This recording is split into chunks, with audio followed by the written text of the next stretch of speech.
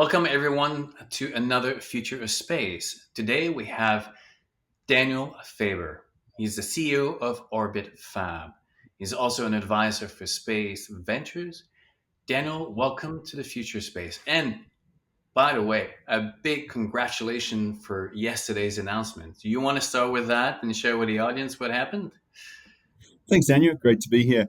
Yesterday we were at South by Southwest in Austin, Texas, and the Space Force invited us to join them on a panel on stage there to announce that they were giving us a contract. So we now have a strategic financing contract from Space Force. It's about a $12 million program, which is currently the largest government contract that we've won. So it was great to have sort of their vote of trust in our equipment. They're going to be equipping government satellites with the fueling port so that we'll be able to refuel them. Was that like totally a surprise announcement, or did you know that something was coming up from their end? Well, it's the government, so proposals were put in quite a long time ago. We had some indication that it was going well, but we were notified sort of a week ago and told, and part of that, why don't you show up and we'll announce it on stage. Well, wonderful. I think I'm pretty sure that the team at Orbit Fab is really happy, and that shows, the type of company that you're leading and the product that you're offering. So, uh, big high five. Now, Thanks. before before we come back to Orbit Fab and what it does and what's the future and your journey into space, can you give me three words to describe space for you? Three words to describe space: future, uh, expansive, and technological. And why does it matter for us to go? I mean, there's obviously the science aspect of it, the technology aspect of it. There's so much of our lives that depends on it. But for you, what is the human story of going to space? I think it's the story of the future of humanity. We've always been pushed to explore, to go over the next mountain, to live over the next hill, and that's one of the reasons that humanity has flourished so much. If there was a flood or a volcano on one side of the mountain, there were still people on the other side to carry on. If you look at space in a bigger context, Earth is so tiny. Earth is such a small dot. We have 7.5 billion people living on this planet, which is great. But what happens if something goes wrong with this planet? Either something natural or something that we cause ourselves. That's a huge risk. Why do we accept that as a risk? I don't accept that. Let's go out into space. We're only going to survive long term. When we think thousands of years and longer, we're only going to survive as a species if we get out there into space and colonize and explore space. So it's inevitable that this is part of our future, and that's why I think it's so important.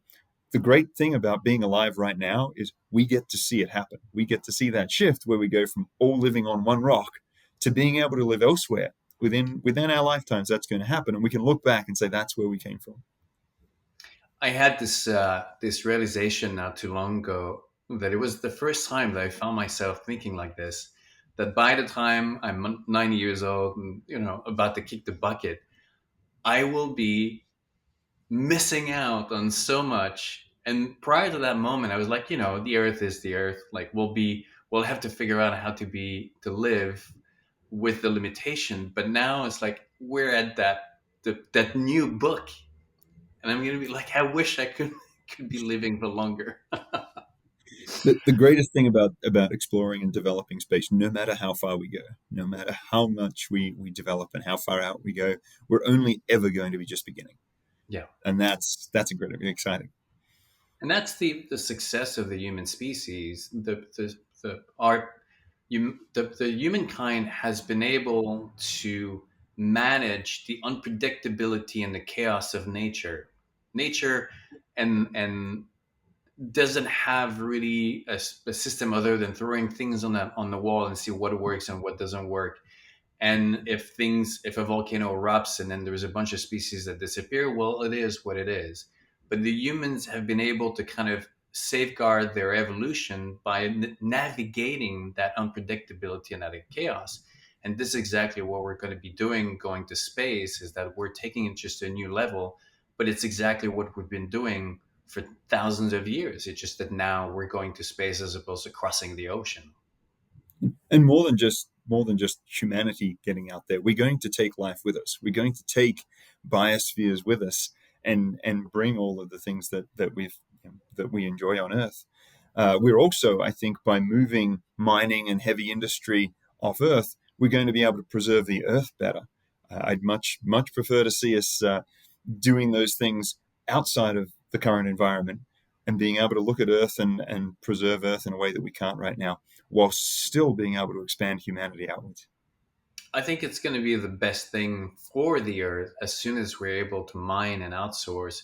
I mean, the reason why you and I, we have a house and we have a backyard and we don't have all the infrastructure to supply that lifestyle right behind. I don't have a sewage system. I don't have a garden. All these things are coming to me because I'm able to outsource them. But I'm also able to to export the output. So I don't have to deal with it. And it's the same thing for the earth. As soon as we can import what we need from somewhere else, and we can we can export also, all that pressure of extracting resources on the earth is going to be kind of much better. And now the earth can kind of become more of a, it's not going to solve everything, it's not going to turn the earth on into paradise, but it will definitely kind of lessen the stress on the earth itself. Yep, absolutely agree. Couldn't happen soon enough. Absolutely. Okay. So before we get into OrbitFab, tell us your journey from the little Dan that was in high school and the Dan that's the CEO today for a space company. Gosh, I grew up in Tasmania, the island off the bottom of Australia, and it's a great place to grow up. The air is clean, the mountains are green, but there's not a huge amount of opportunity. My dad is an engineer, my mum is a chemist, a scientist, so I always was exposed to sort of technical and scientific things. I read a lot of science fiction, but I went to university in Sydney, in Australia, and really was thinking, what should I do with my life? I want to do something that will make a big impact for humanity. I want to do something that's very positive and useful. I also want to do something that is going to be an interesting career.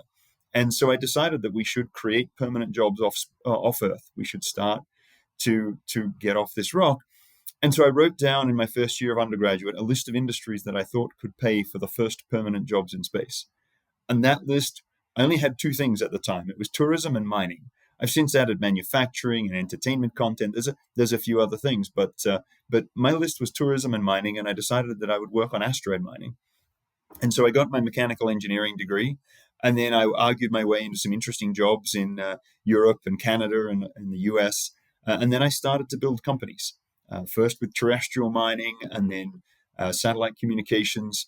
And then I had the chance to be the CEO for an asteroid mining company. That was our big, hairy, audacious goal. We did our marketing around asteroid mining. The company was Deep Space Industries. But really, we had a technology strategy, and we were working on building the thrusters to move satellites around in orbit. But for strategic reasons, because we did want to go and explore and mine asteroids. Firstly, we couldn't buy a thruster, so we had to build one. And secondly, even the thrusters that didn't fit our needs, that fit bigger spacecraft or different requirements, they all ran off fuels that you could never make out of asteroid material. And if you want to mine asteroids, the most important thing is you need to make the fuel to come back from the asteroid with the material. And in fact, most likely we realized the first products that we would sell from asteroids was the fuel for satellites to run in Earth orbit. And so, of course, that was the gem of the idea that became OrbitFab. That company was successful enough with its product. There are now quite a few dozen of those thrusters flying on satellites in orbit. And the company was acquired by Bradford, a European thruster manufacturer. But from that, then I sort of continued working on this idea. How do we solve the market problem for asteroid mining? No one is buying and nobody's selling. And so after we talked to a lot of customers and realized it would create huge value. Some of the customers can see more than $1 million of additional revenue for every kilogram of propellant that we could get to them. That's a huge amount of value. And Wow. so that's when we realized this is really worth setting up a business and trying to build this technology and deploy it.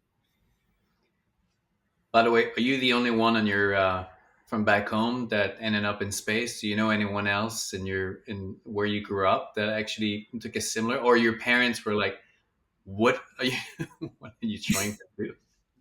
Oh, my parents have been fabulously supportive. I think they made a conscious decision not to give me their opinion when I was younger, so I had to figure everything out. And so still they won't give me a strong opinion, but I think that they're happy with what I've done. Um, but your first question, is there anyone else from Tasmania in the space industry? Actually, there is. It's a very small island. It's about half the size of England. There are 400,000 people, but everybody knows everybody. And so there was one young lady who started working at JPL, and immediately my parents put me in touch with her to have a chat. So I know of at least one. Nice. So Orbit Fab, it's going to be a refueling station in orbit. I assume that there are plans also to, once the technology allows it, to be more mobile, either on the moon, maybe. What are the big? Is it exactly? I mean, the image that I have in my head is when a plane gets refueled while it's flying, you get a bigger plane and you got a way to transfer the fuel. Is it the similar process, but in space, in orbit around the Earth? It's a somewhat similar process. So our architecture, we tried to develop a low cost architecture for delivering fuel. And the first thing that we do is we put fuel depots, big tankers, into orbit. And some of them are not so big, some of them are quite big. It depends on the launch capacity and how we can get low cost launches.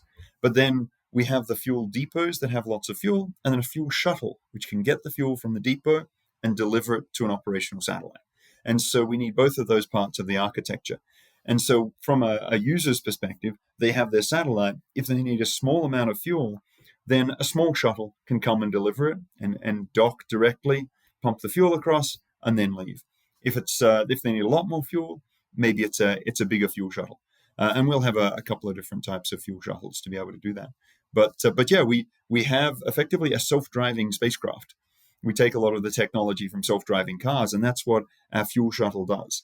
So if you have the right fueling port and the indicators like the QR codes and things that you can identify and do the guidance, then it's a very controlled environment. It's easier than self-driving cars. There are no trees, there are no children, there are no soccer balls, there's no bicycles, and so you can just drive this spacecraft in and dock and transfer fuel. We still have to prove all that technology out. That's the next mission that we're launching as a company. But NASA and DARPA have done it, and commercial companies have now done a much more difficult job of attaching to spacecraft that weren't prepared to be docked with. So we do the easier job, just prepared, just deliver fuel. Some of the rockets that go up, they all go with their different fuels. I mean, the SpaceX is more of a methane mix, Blue Origin, hydrogen. There's other. China is going up with a kind of a kerosene base. Not too sure. I don't know much about the satellites, but is there a kind of one fuel for all the satellites, or are you gonna Orbit Fab is gonna have to have like, the premium, the medium, and then the regular? How does it work with the differences of fuel? And also, are you planning to be able to adapt to the evolution of fuel? Yeah, you're absolutely right. It's a great question. So the rockets tend to take these cryogenic type fuels, liquid oxygen, liquid hydrogen, liquid methane. They're good on the ground where you can have big chilling machines and just keep pumping in more oxygen or hydrogen as it boils off. And they have really good energy density and decent fuel efficiency. And so for getting off the ground, you need to dial up that fuel efficiency and energy as much as possible, because getting off the ground and into orbit is really hard. When we're in orbit, the satellites need fuel that doesn't boil off because they want to operate for years. And so you can't have these cryogenic propellants. So the satellites in orbit, they use some fairly exotic chemicals that survive long term, yet still have a high energy density. So the most common fuel for satellites is hydrazine, and hydrazine it's quite toxic to humans, but thankfully once it's in space, it's not a problem. But it burns with itself. So you basically it decomposes. You put it over a catalyst, it decomposes. You don't need a fuel and an oxidizer, so you don't have to take oxygen. You just take hydrazine. And so that's the fuel that's the most common. The second most common is xenon, which is actually a noble gas. And with xenon, you can't burn it. It doesn't burn, it's inert. But you can strip electrons off it and then accelerate it through a particle accelerator. And that way you get the xenon ions traveling very, very fast, which makes for an excellent fuel efficiency. And so you set this up with a grid and try and get the flow rates up. You need a lot of electricity to do it, but you save on fuel. So these are the two most popular, is xenon and hydrazine. And so we'll start by delivering those two fuels, and that's really what our customers are interested in. It's what they're used to right now. But one of the reasons that these fuels are so popular is because they have high energy density or high fuel efficiency. You have less of them that you need to launch in the satellite because that's very expensive. But a downside when we look longer term is that the asteroids and the moon and the inner solar system doesn't have a lot of nitrogen, which you need for hydrazine. It doesn't have a lot of noble gases like xenon, unless you're at the bottom of a gravity well, like the Earth. And so in the inner solar system, and therefore for the near future in space, the next 100 years, we're not going to do very well if we have to rely on nitrogen and noble gases. So we expect that we'll be able to offer cheaper solutions for people to move their spacecraft around if they switch to propellants that we can make from asteroid and moon material. So we've started working with Rice University, working with other groups on how to make fuel from the material that is available on asteroids and the moon. And so our first tanker actually has hydrogen peroxide in it. And while we don't expect that we have many customers for that now, there are a few, we do expect that in the future, that will be a really important part of this industry, is hydrogen peroxide, which is an oxidizer, and then hydrocarbons for fuel, both of which you can make from asteroid or lunar material. Well, I mean, you answered the second question that was about producing fuel once you're in orbit, because obviously at one point, you have to look into the moon and asteroid.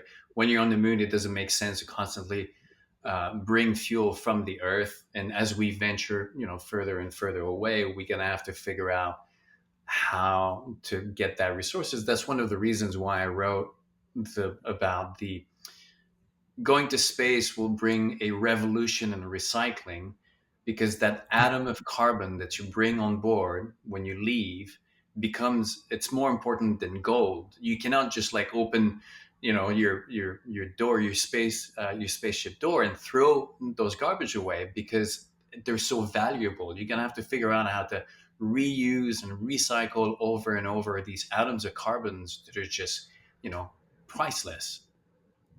So That's absolutely true, and we expect to have an announcement in the next few weeks where we are starting to look at recycling on orbit and how we can turn waste products into fuel. Oh wow! Can you can you share a little bit more? Oh no, you'll have to watch for the press release. Excellent. Are you, by the way, are you? I know that NASA is planning on bringing the space International Space Station down. There's a lot of people that are like, this should, like, no, leave it up or even push it out so that it becomes this kind of like mobile museum that once we get moving around, it becomes this destination that people can go. I think it would be a waste to burn it down after so much. I 100% agree. I can't believe, well, I can believe that that's their suggestion, because to boost it up is difficult. There are questions about liability. What if it breaks apart and someone gets injured, or it ends up damaging some other spacecraft? There are a lot of tricky questions. And so the easiest thing for somebody in the government to do is just say, get rid of it. Make sure it's not my problem.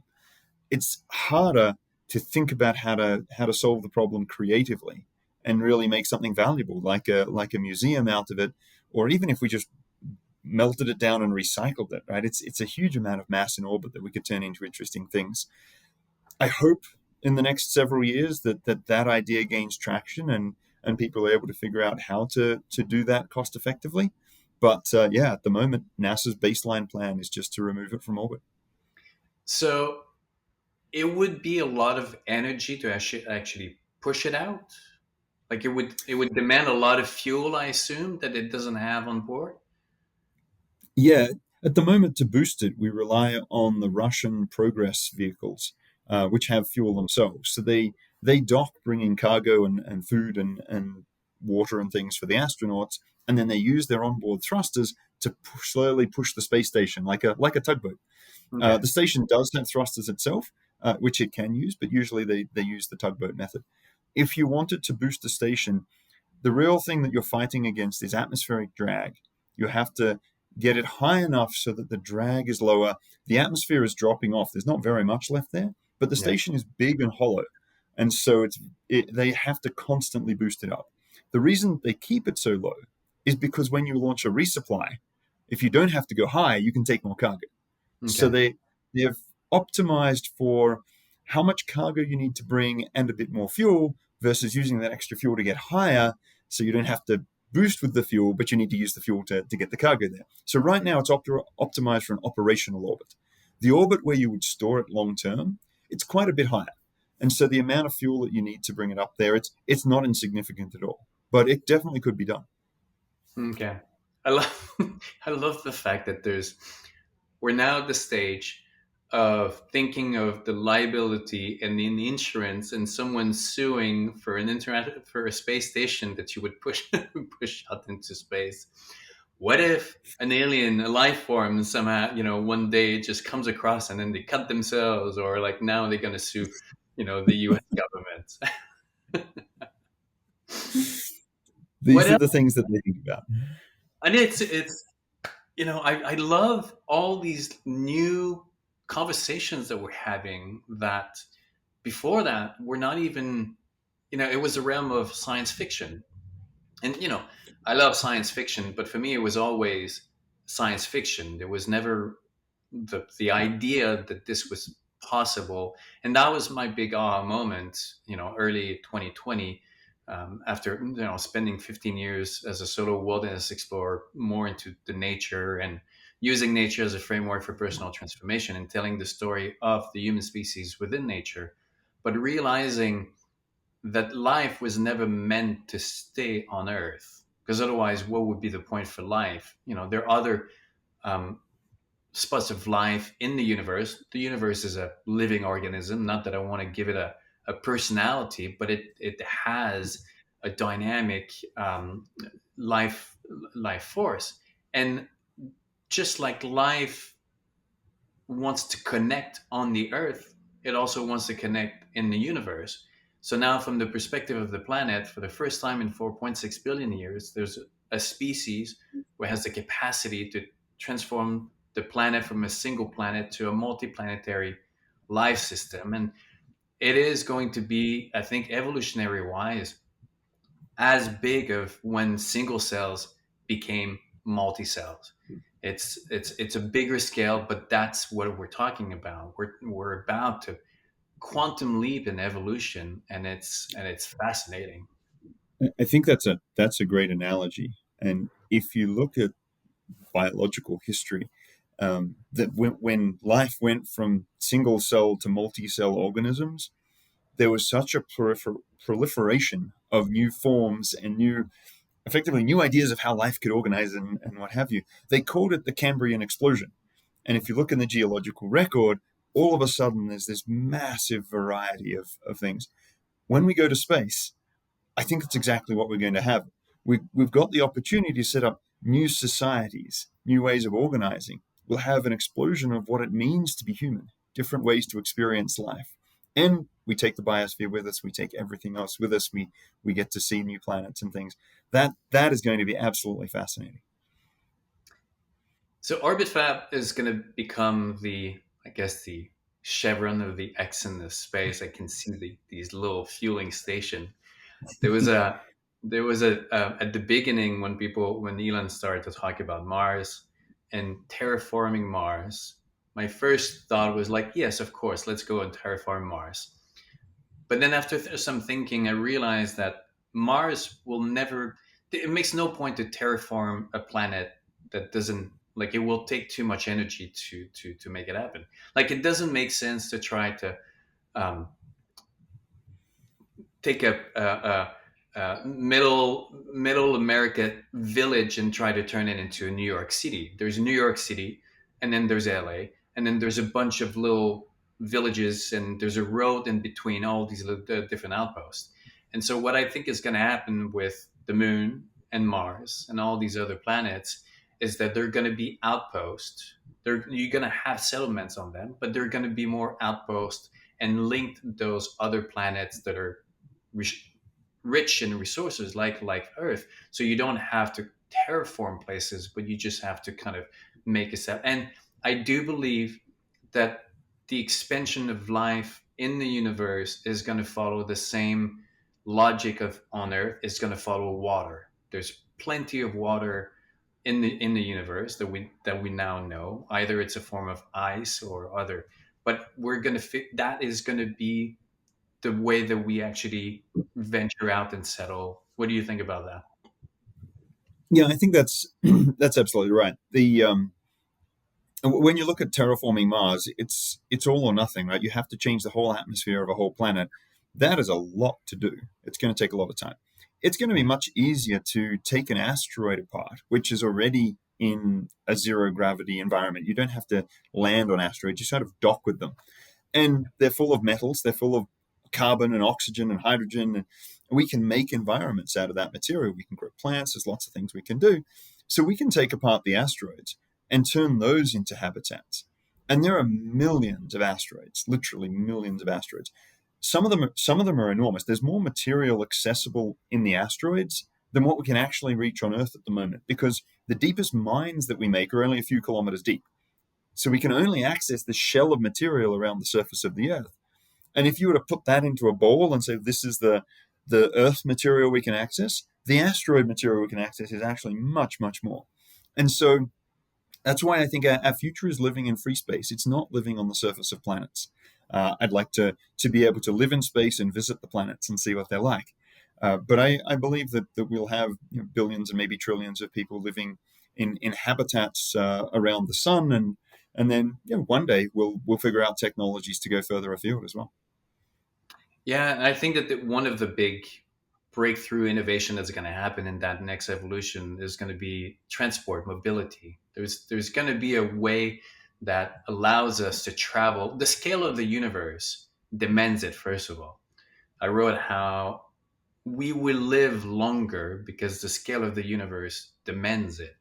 Traveling to a different solar system when you live for 100 years doesn't make sense, first of all, for time reasons. But when you live for 200 or 300, then obviously it's a different issue. For the same reason that, back in the days that we moved around in horses and in boats, it was a time commitment to go from places to places, and also the investment of cost and health. I mean, back in the days, the going from LA, from New York to LA, crossing America either by carriage or going down to the Cape Horn, or even crossing the Panama Canal. The Panama Canal, you had the portage. It was so time consuming and health wise, there are people dying, along the way. And now you get into the plane and you're there, 5 hours later. And Yeah, it's amazing. going to have the same journey of experience in space, and where now going to the moon is a huge commitment. It's risky. Same thing for Mars. But at one point, it's hard for us to see the future because we see the future with today's eyes. But there will be a point where, like, yeah, of course, it just you do whatever it is, and then you get to these places much faster, and that's going to change obviously the picture. Yeah, I think you're absolutely spot on there. And moving around in space, the bustling in space economy, of course, is what OrbitFab wants to build. And Yeah. to do that right now, you need fuel. We also need new technologies, and we don't know where that will take us. But there's a lot to be done to figure this out, and a huge amount of opportunity for creating new businesses, new wealth, new resources, new experiences. All of that has to be done. All of that is in front of us. So is Orbit Fab right now currently in orbit, or when are you going up and we'll make that happen? And personally, I'll go to space as soon as I can get a one-way ticket and go live there. But OrbitFab has robotic craft operating. We have a satellite fuel depot operating in orbit right now. We previously had two test beds on the International Space Station. We built the first test bed in about 4.5 months, which blew NASA's mind that we could go that quickly.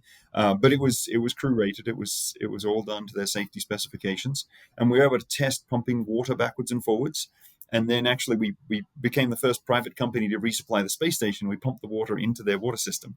And so that let us test a lot of the tech and really get our legs under us.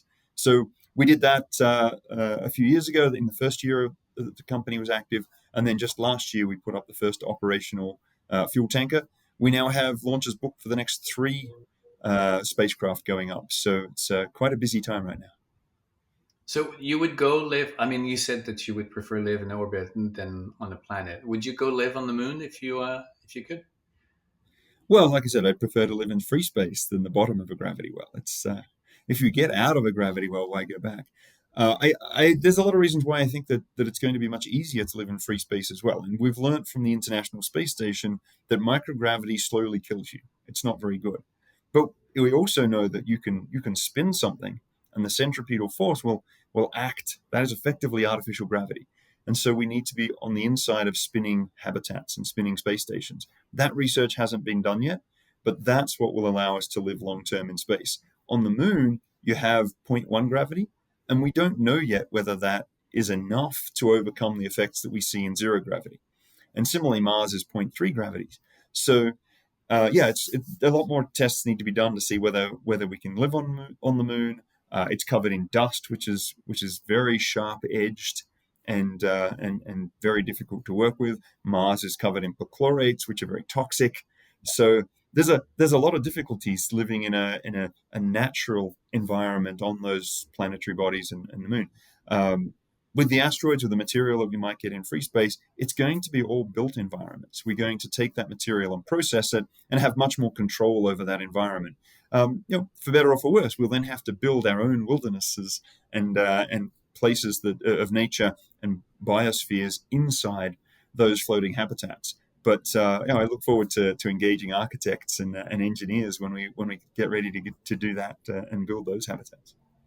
A friend of mine, Guillermo, who now is into pushing for Venus because I mean, the cloud city in Venus because of the gravity, but also the different reasons. It's closer. It has a lot of things, but yeah, he's pushing on cloud city in Venus, so that's going to be interesting. You were talking Yeah, earlier about that's a great idea. I love Guillermo and the fascinating thing that the atmospheric pressure, the temperature, and the gravity are all yeah, great in the clouds of Venus. The trick is just building a cloud city and exactly. getting it to Venus. All these things we're going to look back at some point, and it's going to be like, of course it was.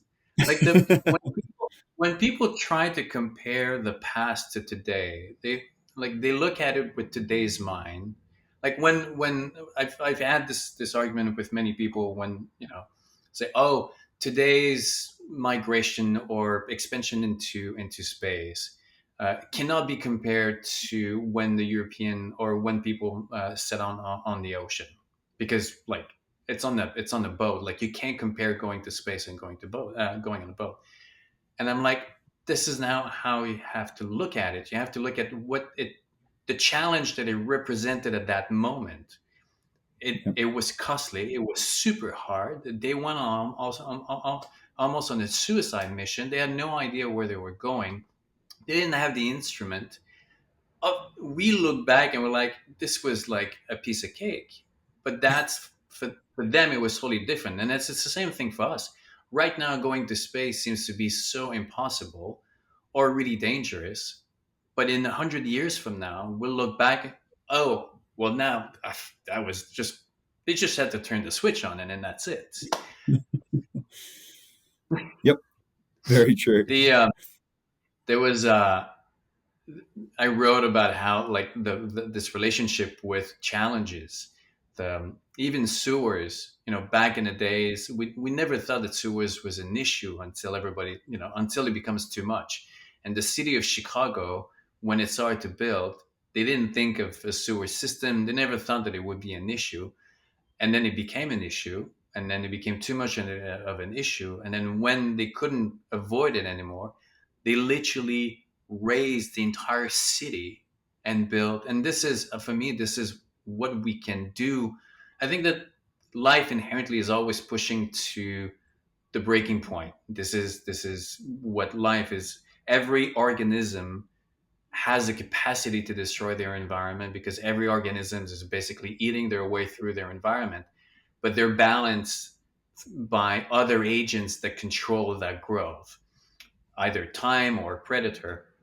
But it always does that. And the successful species are the ones who manage to go beyond. Once you hit that wall, where's going to be your next place? You know. So, and now the planet has been that environment limited, and we're going to figure it out moving forward.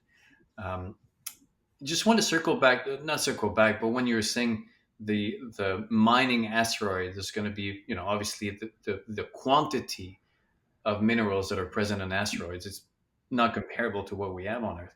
But I think that even better is the cost of extraction compared to on Earth. This is one of the things that I've written about, this vision of a battery economy that we have. If we're relying on sourcing that on Earth, it's going to create a tremendous environmental impact to get all that rare material, rare Yeah. material out of the Earth, and it's going to create a different thing. But if we can get either from the moon or from an asteroid, it's not even a debate to have. Of course, we're going to go and do it there. Yes, some of the The asteroids are it's fascinating where they've come from. Some of them are the cores of protoplanets. So the planets condensed when the sun was just a cloud of gas. And the planets condensed with all the rocky material. And then from that gravity, it caused them to heat up and melt the planet, and all the nickel and iron sunk to the middle. But some of them then they didn't survive the evolution of the solar system, and they were smashed apart in collisions. So we have chunks of this material, and some are chunks of the rock from the surface, but some are just chunks of this nickel, iron, effectively stainless steel from the middle of a protoplanet. And now it's a whole asteroid that's just made of stainless steel. And the smallest one that we know that's in an Earth crossing orbit is about 2.5 kilometers across. And that Wow. one metal type asteroid has more metal in it than we have ever mined in the history of humanity from the Earth. And that is in one small asteroid. Yeah, there's a lot of I'm actually material out there. I'm actually surprised that the mining. I mean, maybe you know something that we haven't heard much, but that the big giants of mining right now on Earth are not more active in investing into, or are they? Like, is it? Do you know if they are quite active and have a long term vision of going to space, or is it? I think beyond, you know, they're like focused on what works for them, and they're going to leave that to entrepreneurs. As with most activities, you need to focus most of your effort on what works now, but you need to put a little bit of effort into understanding what might disrupt that or what might work in the future or improve it. And so the mining companies do invest in new technology. They've invested in undersea mining and some things like that. With the asteroid mining, they're definitely keeping an eye on it. They were definitely keen to talk to us, but not to invest yet. They're waiting to see what will happen and where the return will be. And the structure of the mining industry with the big major mining players, they're quite happy to buy up technology and mining properties and things as they get developed. So they don't take the upfront risk, but they offer the payout if you take the risk and you're successful. And then the smaller exploration companies are doing all the interesting exploration and front end stuff and sort of progressing the understanding and value of the ore body until a major, either they go into production themselves, or usually what happens is a major comes in and picks it up. So I think that's going to follow a similar kind of path, and is kind of what you expect. But yeah, in terms of long-term supply, they're also I mean, this is thousands of years we've been mining the earth. And so there's very well established processes. And there are sort of five risk areas where if you make a change in any of these, you tend to have a paradigm shift in the mining industry. But without all of these things coming together, you can't move forward.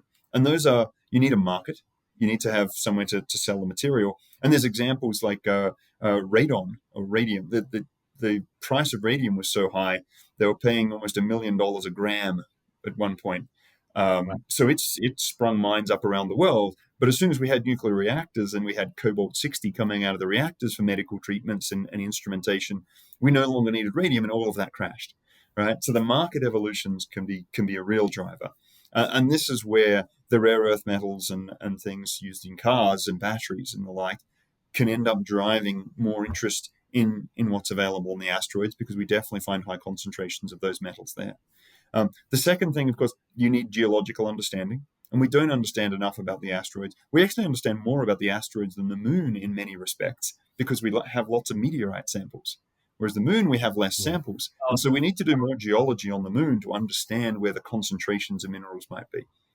But we also don't understand how hard it is to dig an asteroid or the moon, and crush it, and all those types of things. So the geology understanding is the next one, and then of course technology. That almost goes without saying, but you need to have the technology to both explore, extract, process the material, and use it. And then you also need to have a regulatory environment. So at the moment, the mining industry is built around having secure tenure over minerals that are in the ground, and that's your core asset. And you go out and do exploration, and you build an understanding of that. It builds value if they find there's actually something there. Somebody can buy that asset from you, and they know nobody else can jump that claim, right? Nobody else can go in there and undercut that. And that's the foundational core of financing mining and mining exploration. That doesn't exist as a mechanism in space yet. We also don't know the tax rate. We don't know where the court is for hearing disputes. All these things need to get sorted out. So in the mining industry, they call it country risk. There's a country or regulatory risk that's involved. And then the final one is financing. There has to be enough money available from investors. And the world goes through cycles. Sometimes risk is undervalued or overvalued. So you have to sort of hit the right cycle and make sure you can get enough money. And it's non-trivial money to overcome the other risks. And so that one is always something that is variable, that helps you offset the others. So anyway, that's my long diatribe of what it's going to take for asteroid mining to become a reality, is that we need to address all of those 5 points. So we need lawyers, we need politicians, we need it's Yep. the We need, legislation to connect the dots and make that happen. Dan, you got it. if people want to know more about Orbit Fab, they go on the website. You guys are based in Colorado. Um, That's right. you, We moved to Colorado a couple of months ago. yeah, and so if people are interested of because the industry is booming right now, there's a lot of position. I'm pretty sure that Oh, yes, right we're hiring. you guys are hiring. They go on the website. I guess all the listing is over there. There's also some that it's just moving so quick we haven't been able to list all of our open positions. So there's a general applicants position, but just like you said before, we need finance people, we need marketing people, we need business operations people, we need process people, we need technologists, of course, and engineers. There's just a lot of things that we need to stitch together. So we're looking for people from all different walks of life to join the company. Excellent. So we'll make sure to put all the links down in the post and the comments so they can reach you. If they want to look at your profile, they can go on LinkedIn. They can follow you, follow the company. And we know Anna, who started as an intern and now is going to be working. She's an amazing woman. Yeah. She just sent me recently her concept for the space hotel. It was like super interesting. She's a wonderful person. Yeah, we've That had great luck with our interns. We've had some absolutely brilliant ones. Anna is one of those. But yeah, also encourage anyone who's at university, apply for internships. OrbitFab, and there's a lot of other companies doing interesting things these days. That is a great way to get into the space industry and work on some great projects. when is the big announcement so that we can put it on the calendar and just make sure that we are Oh, good? The next big announcement, we have a lot of things we're doing, and a couple of months ago we announced that we had a big contract to sell fuel in space. That's probably going to be our biggest announcement for quite a while. But no, we have a small announcement about starting to work on a recycling and those Okay. types of things. That'll be coming out in a couple of weeks. I don't know that we've got a date set for it, but someone was writing a press release this morning, so it should be out soon. Excellent. Well, I'm looking forward. Dan, thank you so much, and I'm looking forward to catching up in real life again soon. Yeah, thanks, Daniel. Same. All right. Bye.